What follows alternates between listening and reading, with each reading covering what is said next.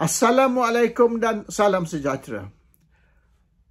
Hari ini saya nak menjawab hujah orang sekularis yang berkata agama dan politik mesti dipisahkan. Kita tak boleh campur agama dan politik. Saya telah belajar tentang agama Kristian ataupun Christianity masa saya sekolah rendah dulu. Dan tak berapa tahun kebelakangan ni, saya telah juga mengambil kursus The History of Christianity di Oxford University. Dan saya nak bercerita sikit tentang sejarah Christianity. Bukan tentang doktrin ataupun akidah, tapi hanya tentang sejarah. Jesus Christ, atau orang Islam panggil Nabi Isa, adalah orang Yahudi. Dan Nabi Isa ataupun Jesus Christ tidak senang melihat Judaism atau agama Yahudi ini sudah menyeleweng. Dan matlamat Jesus ialah untuk membawa balik orang Yahudi kepada agama asal mereka yang telah jauh menyeleweng dari agama asal. Jesus menentang hierarki bangsa Yahudi, because Yahudi ni ialah bangsa, bukan agama. Agama mereka ialah Judaism. So kerana dia ditentang, maka dia dipulau dan mengikut kepercayaan orang Kristian, walaupun orang Islam tidak percaya yang sama. Mengikut kepercayaan orang Kristian, Jesus Christ telah dibunuh. Selepas Jesus Christ dibunuh, maka perjuangan bagi orang bukan Kristian, masa tu Christianity belum ada lagi. Perjuangan orang Yahudi yang berpisah dengan agama Yahudi asal, iaitu the original Judaism tu, mereka berpisah dan dipanggil the movement of Jesus ataupun pergerakan Nabi Isa. Ianya dipimpin oleh James, adik kepada Jesus, dan Peter. Peter ni sahabat Jesus yang rapat sekali. Dan Jesus, mengikut kepercayaan orang Kristian, Jesus ada pernah kata, Peter is the rock of my church. Peter tu ialah bahasa Latin, maksud dia rock. Petra ialah Greek, juga bermaksud rock. Jadi saya ni, kalau di dalam istilah barat, saya ni Petra ni, saya ni Peter. Peter dan Petra. Dan sebab tu dalam keluarga saya dipanggil Peter, bukan Petra lah. So Peter is the rock of my church, kata Jesus. Peter lah yang akan membina gereja saya. So Peter ni nak berpegang kepada konsep ataupun doktrin bahawasanya agama Jesus, the Jesus movement ni, iaitu agama Yahudi, the Jewish religion, yang kembali kepada asal, ajaran asal, hanya untuk orang Yahudi saja. Only for Jews. Non-Jews tak boleh masuk. So James dan juga Peter, kedua-dua menegakkan perjuangan bahawasanya kita nak reform. We want to reform the church, the Jewish church ataupun the Judaism. Judaism, the religion of the Jews. So ia menjadi satu gerakan. Bukan sangat gerakan agama, tapi gerakan politik. Dan berlaku rebutan kuasa di antara orang Yahudi yang berpegang kepada agama asal dan orang Yahudi dipimpin oleh James dan Peter yang nak reform ataupun kembali balik kepada ajaran asal. So bila berlaku pertandingan ni, masuk seorang lagi yang bernama Paul. Paul ni berasal Yahudi dan nama dia Saul. Bila dia ikut Kristian, dia tukar nama, ikut Jesus, dia tukar nama dia ke Paul.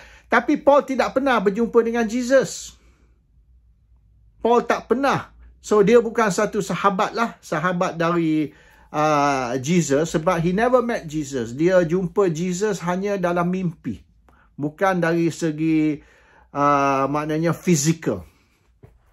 So, Paul, kepercayaan Paul, ex-Jewish Saul tadi. Dan Saul ni semasa dia belum masuk jadi Kristian, dia banyak bunuh orang Kristian. Actually kerja dia ni is memburu orang Kristian dan bunuh orang Kristian. Dia jumpa bunuh.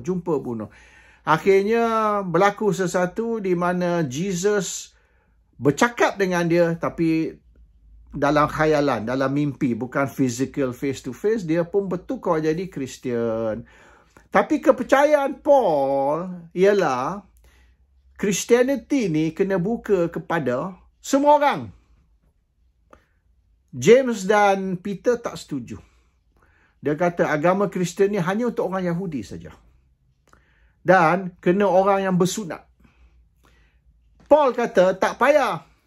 Dia tidak bersunat pun kita boleh terima sebagai orang Kristian. Tak perlu bersunat. Peter dengan James, no.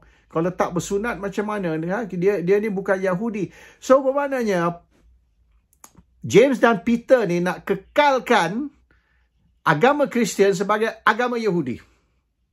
Bukan agama terbuka. Paul pula nak pisahkan di antara agama Yahudi dan Christianity. Bermaknanya semua orang boleh masuk. Tak kisah kulit apa. So, kerana orang Yahudi semasa tu dan sekarang juga minority. So, kalau kita hadkan Christianity kepada orang Yahudi saja, dia akan jadi agama kecil. Kalau kita buka kepada semua orang, dia akan berkembang menjadi besar. Sebab tiap-tiap satu rakyat bebas, dia ada berpuluh-puluh hamba abdi ataupun slave. Slave ni ialah manusia taraf kedua. Bawah lagi daripada taraf anjing. They are lower than dogs. So, kalau kita buka Christianity kepada mereka, maka they will become brothers and sisters. They will become setaraf dengan kita. Jadi dia akan menjadi satu tarikan kepada slaves lah, kepada orang yang bukan orang Yahudi, orang yang masih pagan ataupun masih semayang kepada benda-benda misalan statues dan sebagainya. Tapi ditentang oleh Peter dan James. So dia orang akhirnya nak bunuh Paul ni. Paul ni dianggap sebagai murtad. Jadi Paul ni lari pergi ke Rom. Paul ni dia rakyat Rom. Roman citizen. Jadi dia boleh dapat perlindungan di Rom. So dia lari ke Rom. Dan dari Rom lah dia bertapak untuk kembangkan agama Kristian. 325 tahun kemudian, di zaman Emperor Constantine. Emperor Constantine masa tu bukan di Rom.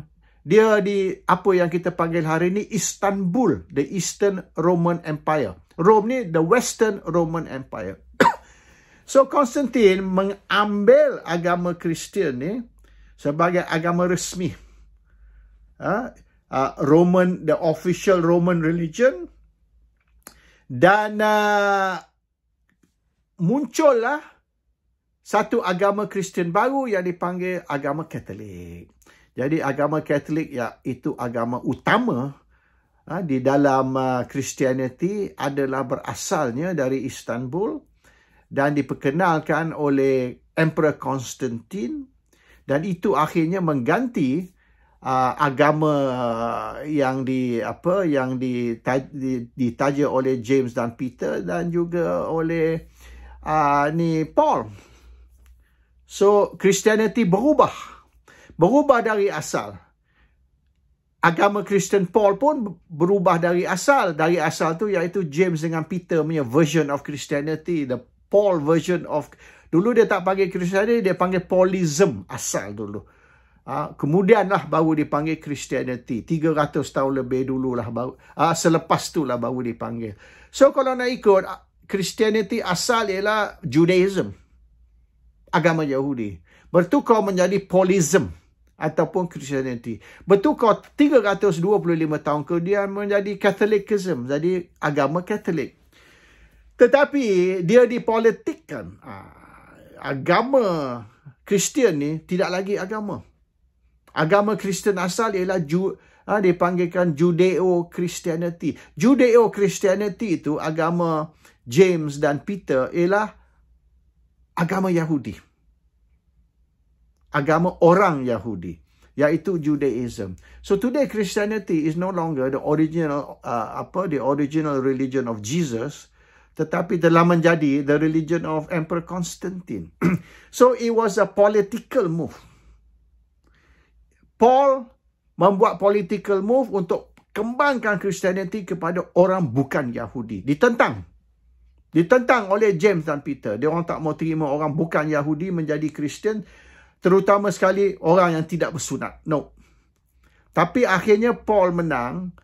Sebab Paul ni lari pergi Rom dan oleh kerana dia rakyat Rom, Roman citizen, mana dia dapat perlindungan di dalam Rom. Jadi orang Yahudi tidak boleh sentuh dia.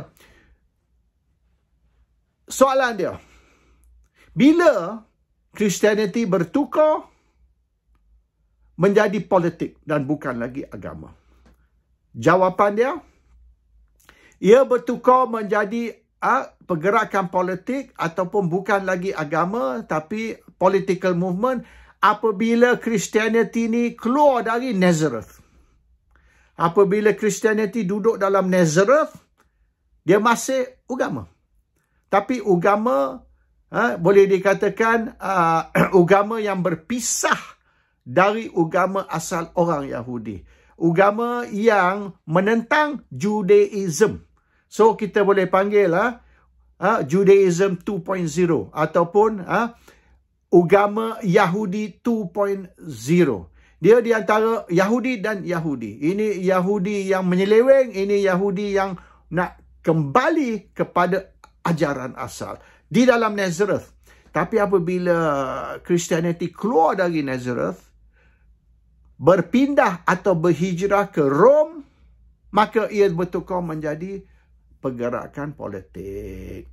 Dan 325 tahun dulu, Christianity ditukar menjadi Catholic religion di bawah Rom dan menjadi agama resmi bagi Rom. Tujuan dia, sebab apa? Emperor Constantine ni tukar agama ni sebab dia nak satukan semua orang Kristian di seluruh dunia.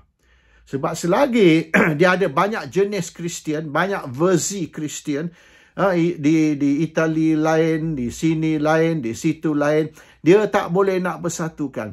So apabila Emperor Constantine mengharamkan semua agama Kristian, tukarnya menjadi Katolik, maka melalui itu dia boleh satukan Christianity seluruh dunia, dari negeri China sampai ke negeri England, turun sampai even ke Arab Saudi. Sebab apabila Nabi Muhammad lahir, sudah ada Coptic Christian di Arab Saudi. So it was a political move, motivated by politics. Agama ni menjadi politik, bukan lagi tentang akidah. So that's the history of Christianity. Bila mari 200 tahun dulu, bila mari Napoleon Bonaparte, dia unchristianized the Western world. Dia conquer semua negara, Italy, dari France, Italy, Germany sampai ke Russia. Dan dia haramkan agama dari pentadbiran dan juga pendidikan. So administration, education, termasuk mahkamah, judicial system, agama Kristian diharamkan dan dunia barat, Eropah bertukar menjadi sekular. So disitulah gereja, church hilang kuasa. 200 tahun dulu. Islam sama. Islam bermula sebagai agama, sebagai kepercayaan di Mekah. Apabila Islam keluar dari Mekah, Islam bukan lagi agama. Bukan sahaja agama. Masih agama, tapi not only agama. Sama macam apabila Paul bawa Christianity keluar dari Nazareth, hijrah ke Rome, Christianity no longer became a religion. It was a political movement. Ini berlaku 2000 tahun dulu di dunia Kristian, di the Christian world. Dan berlaku juga 1400 tahun dulu apabila Islam berpindah dari Mekah pergi ke Madinah. Nabi Muhammad sallallahu alaihi wasallam tidak lagi mendakwah agama, tapi mendakwah Darul Islam. Dan Darul Islam ni termasuk undang-undang Islam, pentadbiran Islam, ekonomi Islam, tentera Islam. Supaya ekonomi Islam kuat, tentera Islam kuat, dan dari situ Islam boleh berkembang merata dunia. Wafatnya Nabi Muhammad di Madinah, apabila sahabat, ini kes macam apabila Nabi Isa sudah tak ada, apabila sahabat dia, James, Peter dan Paul kemudian mengambil alih, dia bertukar. So bila wafat Nabi Muhammad, apabila sahabat dia, Abu Bakar, Umar dan sebagainya mengambil alih, Islam sudah bukan lagi hanya agama. Bukan saja hanya tentang kepercayaan dan akidah. Ianya bertukar menjadi pergerakan politik dan berkembang di seluruh dunia. So the history of both, Christianity dan Islam, kedua-dua, ianya bertukar menjadi pergerakan itu satu pergerakan politik ataupun satu movement selepas ianya berhijrah dari tempat asal. It happened to Christianity banyak kali. Dari Nazareth ke Rome, dari Rome ke Istanbul, 300 tahun lebih. Selepas Nabi Isa, it became an administration, a political movement, a government dan sebagainya. Islam pun sama. Di Mekah, ia hanya tentang mendakwah satu kepercayaan. Bila dia pindah kepada Madinah, dia menjadi satu pergerakan. Dan sebab itu apabila berlakunya, boleh dikatakan perselisihan faham tentang di antara orang Mekah dan orang Madinah, berlakunya the War of the Camels, peperangan unta, di mana orang Mekah berperang dengan orang Madinah, dan melalui peperangan unta itu lahirnya the Ali movement. Or the movement of Ali. The movement of Ali ni ialah, Syiatul Ali. Syiatul Ali ni actually pergerakan penyokong ahli.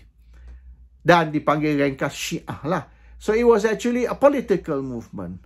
Bukan sangat maknanya orang penyokong ahli ni nak mengeluarkan satu agama baru, Islam 2.0. Tidak. So it's all politics. Even perpisahan di antara Sunni Syiah is politics. Bukan agama. Nothing to do with akidah. Semua percaya Tuhan. Semua pengikut Nabi Muhammad. Semua pergi Mekah. Semayang depan Kaabah. Sama. Everybody does the same thing. Cuma maknanya the position di sini ni mereka terima ahli. Ali sebagai the supreme leader. Di situ dia berpegang hanya Nabi Muhammad, bukan sahabat Nabi. It's a difference of political belief, itu saja. So, kalau kita nak kata, macam orang sekular kata, agama dan politik tak boleh bercampur. Wrong. Agama has always been politics, dari asal. Always been. Dan nak katakan Nabi Muhammad ataupun Nabi Isa, Jesus Christ, hanya memperkenalkan satu kepercayaan. They introduce only a belief in God. Tidak betul. Sebab it started as a belief. Mungkin permulaan both Christianity dan Islam, dia bermula sebagai akidah, sebagai kepercayaan. Tapi akhirnya dia bertukar menjadi satu pergerakan, bertukar menjadi satu kerajaan, dia bertukar menjadi satu negara. Darul Islam, Darul Christian, Christendom, sama. The path ataupun jalan yang dijalani oleh Islam dan juga Christianity exactly the same, sama. Cuma Nabi lain, tapi sejarah sama. Dan orang sekular yang kata agama-agama, politik-politik tak boleh campur, they don't know what they're talking about. Dia orang tak pernah belajar tentang sejarah agama dari mulalah, bukan saja Islam dan juga Christianity, tapi agama Yahudi also, Judaism was a movement, it was a political force, dan mereka juga berperang untuk menubuhkan Darul Yahudi ataupun the land of the Jews. Di situlah mari konsep Zionism. Dia panggil Zionism, orang Kristian panggil Christendom, orang Islam panggil Darul Islam. Sama, cuma cara mereka melaksanakan berbeza.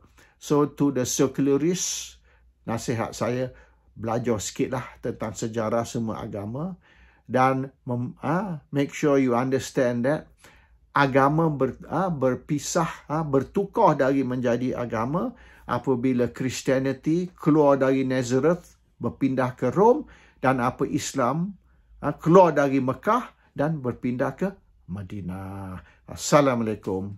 Salam sejahtera.